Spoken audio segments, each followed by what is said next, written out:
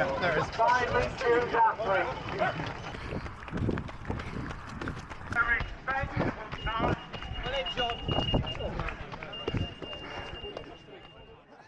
It's Good Friday. It's about 9:15 and we're in Salford, Greater Manchester. Got a 10k to run, and for some reason I feel incredibly nervous. Now, mostly when we turn up at races I go to enjoy taking part of them, meeting people, be part of the running scene, but for some reason today really anxious. Don't know why. Is it because I've targeted this race in my head as a sub-40 attempt, but then every 10k I do is a sub-40 attempt? Is it because this is my PB course from back in 2009 and I've got expectations I should run fast here? I'm really not sure. Anyway, we have typical Greater Manchester weather.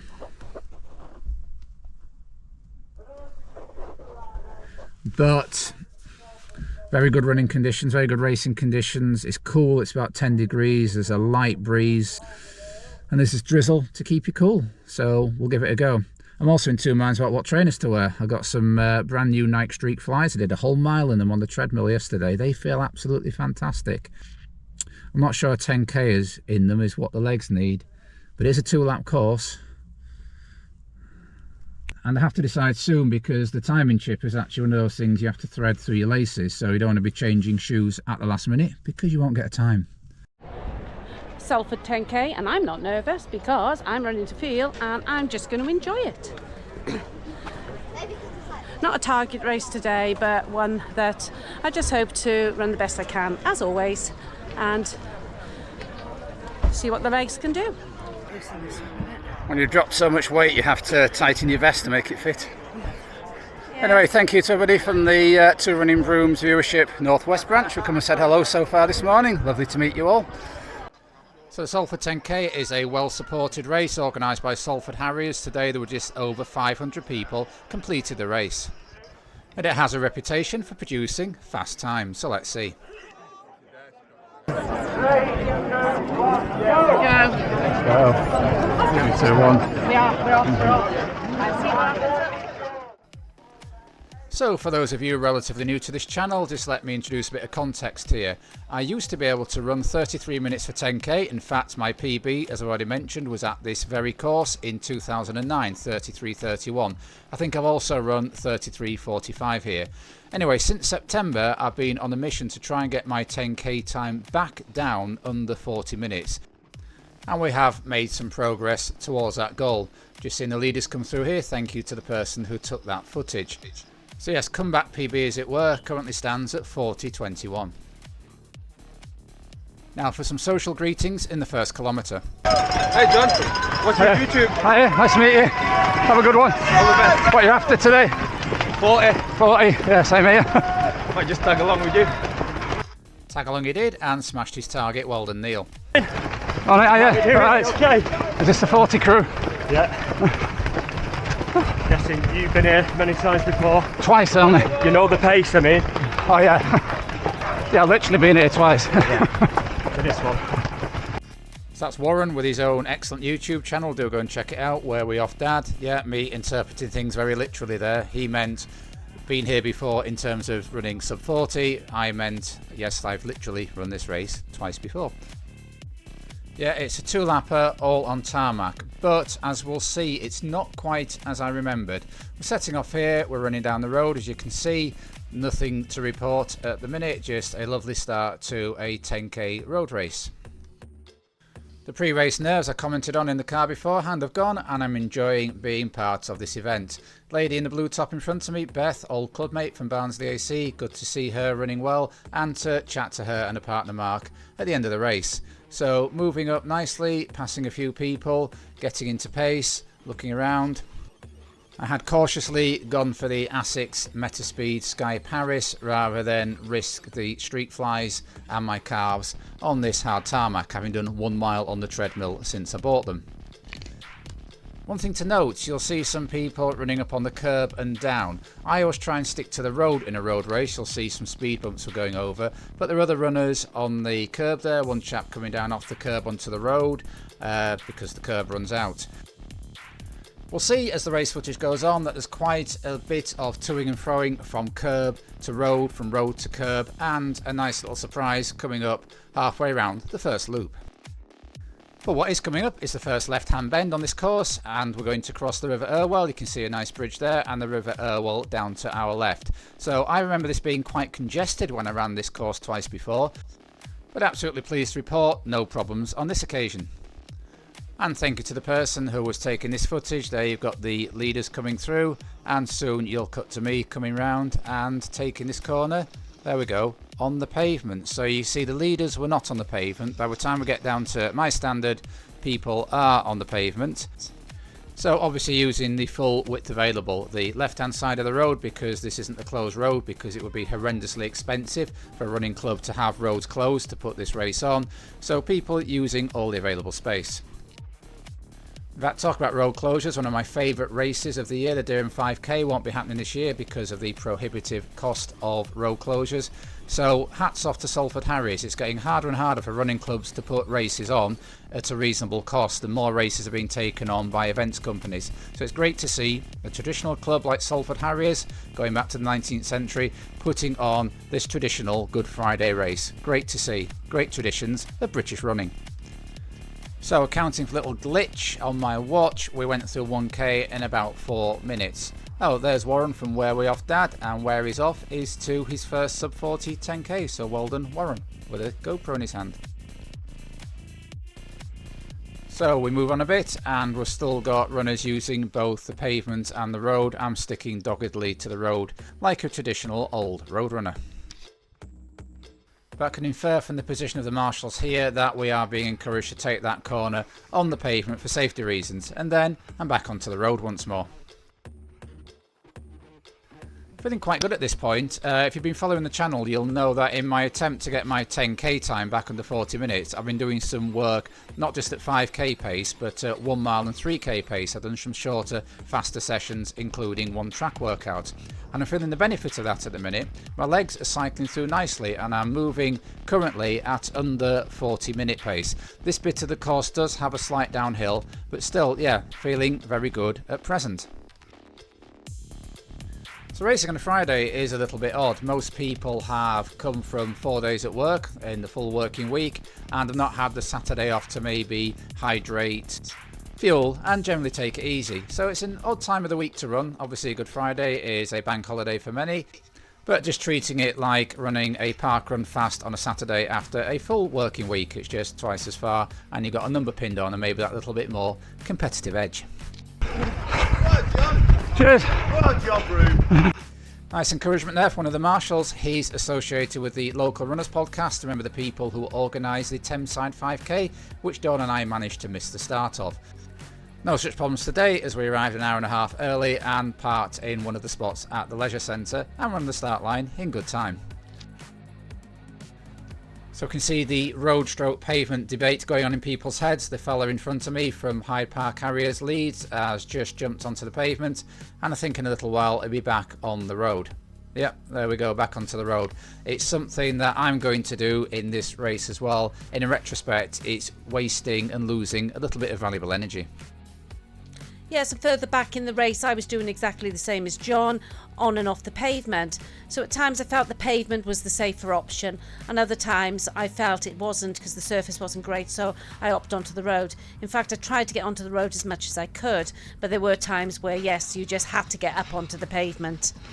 You've just seen the 7k mark flash by there. It was also the 2k mark, which I went through in 3:55, so a particularly fast kilometre for me. Things looking good at the minute. As you can see, there's plenty of others around to latch onto, to work together to try and maintain this pace. Now, from memory, this course would go all the way down and swing a left and then another left. But there's going to be a little surprise coming up for me. I think, as I said, they've had to alter the course. I think there's a new housing estate being built where the course used to go. And as I said, no road closures possible due to the prohibitive cost. Well into the 3rd kilometre now, still feel I'm motoring along nicely and maintaining that pace I need to do for a sub-40. Think I'm looking reasonably comfortable here at this stage into the race. Kilometre 3 comes up, 4 minutes flat, all going well so far. But But what do we have here? This is very evocative, reminds me of the first London Marathon I did in 2003, so we do another hop onto the pavement. So I've taken the camera out of my hand now, which is why it's a little bit shaky, apologies for that, but you can see on this corner as well, the marshal standing to make sure we turn on the pavement. We don't seem to be too badly affected though by the cobbles and twists and turns. Kilometre 4, 402, all progressing nicely still. Sky Paris, absolutely doing their job. What's your 10k shoe of choice at the minute? Let me know below. So through halfway in 2004, although that kilometre was slightly slower. So in theory, I'm on for a crack at sub 40. But you know what? I'm just not feeling it in this second half. I'm feeling that I've maybe overcooked it on trying to keep the pace through the cobbles and the twists and turns. I'm not actually sure, but when I did my PB here, there's somebody reading out the halfway scores, if you like. I did 16:45 and 16:46 on my splits. I don't think I'm going to get near that even splitting today. Trying to use this fella from Blackburn Harriers, I think it is, to work with along this second part of the route. Very much on the pavement now for safety reasons alongside this runner. What that does mean is, as you can see here, you go down a curb, up a curb, and it was these 2 kilometres. As you can see, the sub 40 really went out of the window, but we'll keep pushing to the best we can. Now we've got a bit of road rather than the pavement. But still absolutely loving life though. Road 10Ks, particularly flat ones, are my bread and butter. I love taking part in them, and I'm really enjoying the opportunity and the chance and the privilege to be able to do this morning's race. I mean, how marvellous, my own personal cheerleader there. So yeah, through 8k in, 406, fading in pace but not fading in enjoyment at all. Interesting passage of play here. We're back to the cobblestones on the left. There's a fella in front of me slightly slowing, so I need to overtake him. There isn't room on the path. I jump down onto the cobbles, but that slows me down, so I don't end up overtaking him. As you can see, he's still in front of me here.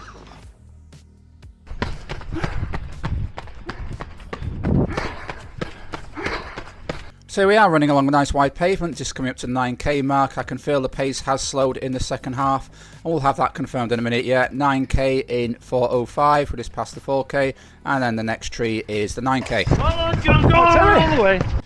The legend that is Terry Lonergan there, whose running career goes back to the mid-1960s and has some fine performances behind him. So we're coming into the finish area, being in sight in a couple of 100 yards. Just about to be overtaken by a pair from Torbay Try, I think. A father and son, I think, from looking at the results. Yep, there they go. Good crowd support here all along this last stretch of road. We run past the entrance to the leisure centre, which was the race HQ.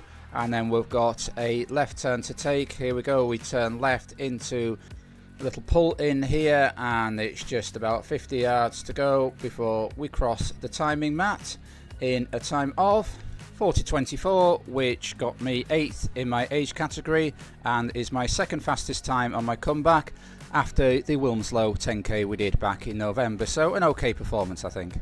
But a great performance from this fella here, Woody Felton, ex-club mate of mine, won our age category an incredible 34:49, which puts him second in the UK rankings this year. Talking of eminent veteran runners, let's go and see how Dawn has got on.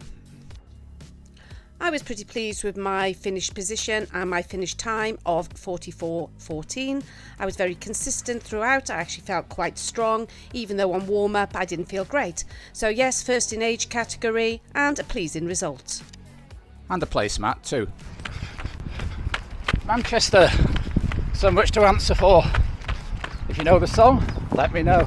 60s is Dawn Broom, Tennyson Cat Runners.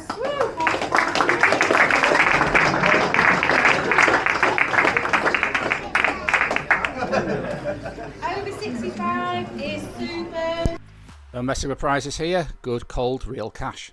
You'd have got a ban about 60 years ago. Remember that book, Ghost Runner? Oh yeah. Yeah, the fellow got banned because he took a bit of money for boxing. So we've got the late Queen Elizabeth, and who's that? I don't know who that is. Yeah, Michael Faraday on the 20. Let's see who's on the 10 these days. Never seen notes. Is that, what's her name? Is that Jane Austen? Somebody who wrote books like me. That's for first 60. over 60. Friday afternoon, post-race thoughts. So I'm going to give you 3 things I'm not happy about that race, and 3 things I am happy about. So the first thing I'm not happy about is, once again, I've not broken 40 minutes. 40:24 was the final official chip time. I'll come back to that time later, but yes, we're still not under 40 minutes, having started that journey back in September 2024. Second thing I'm not happy about is the fact that I slowed ever so slightly on the second half of that race, which was a 2-lap course, as you saw. That's most unlike me. Normally I can maintain a pace or actually increase the pace, and you saw some of the reasons why I slowed slightly in the video. So I'm not happy about positive splitting, because that isn't normally the way I like to execute a 10k race. And a third thing I'm not happy about is my own short-term preparation. Now, it's a funny thing having a race on a Friday when you've been having a normal working week Monday to Thursday. So I've been whizzing around in the car all week, sitting in meetings, possibly not hydrating properly like I would on the weekend. So normally for a Sunday race I've had a more relaxing Saturday and can prepare fully in terms of hydration and rest, whereas yesterday I was whizzing around all over the place between meetings, so I felt a little bit tired and sluggish before the race. But that would go for most people at the race, wouldn't it? Most ordinary people working full-time jobs. But 3 reasons to be cheerful. Was that Ian Drury? The Blockheads. Reasons to be cheerful. Reasons to be cheerful. Part 3. So first thing, that performance was 4 seconds faster than I did at the Salford 10K, which was on the famous Golden Triangle. Yeah, certainly not for me as fast a course as Salford or Knutsford, and yet it's my second fastest comeback time, so that's pleasing. Progress is being made. Second reason, we met some lovely people. Plenty of you came up to us and said hello. We even had somebody ask for a photograph with us. I don't know who was more starstruck there, because the chap in question used to play county cricket for Lancashire. So I'm always starstruck when I meet a county cricketer or cricketer of note, and he was obviously very pleased to meet us. So thank you, Gary. Lovely to talk to you. And great to catch up with some ex-club mates from the glory days of Barnsley AC2, and they ran some super times. 2 of them won their age categories. Third thing I'm pleased with, I did get a lot right there. I had keto and IQ before the race, and you'll see me saying I felt a little bit anxious and nervous and a bit sluggish, but once the race started I felt on it, I felt engaged with it, and that's the second time that's happened, so that was a success. So all in all, very pleased with my performance at the Salford 10k, and we'll look forward to cracking that 40 minutes at some point this year. And talking of age category wins by ex-members of Barnsley AC. Yes, so I set out this morning with medium expectations. I wasn't stressed at all. This was not a target race for me, it was just one I decided to do because John was doing it. So yes, on the warm-up I didn't feel particularly great, but that happens sometimes. As you say, it's a Friday, not a Sunday. Anyhow, when I set off I felt quite relaxed, and I thought I'd try for sub-45. I didn't really look at my watch that much. Pleasantly surprised as I saw the mile splits. So yes, so I was pretty pleased that I actually finished the race in 44:14 chip time, which, you know, I think is pretty good. So pleasing result, and a first female 60 category prize win. So there we go, folks, that's the Salford 10k all wrapped up. We hope you've enjoyed this video, and we hope you can join us next time on our parkrun, racing and coaching adventures. So until next time, keep on keeping on. Keep on keeping on.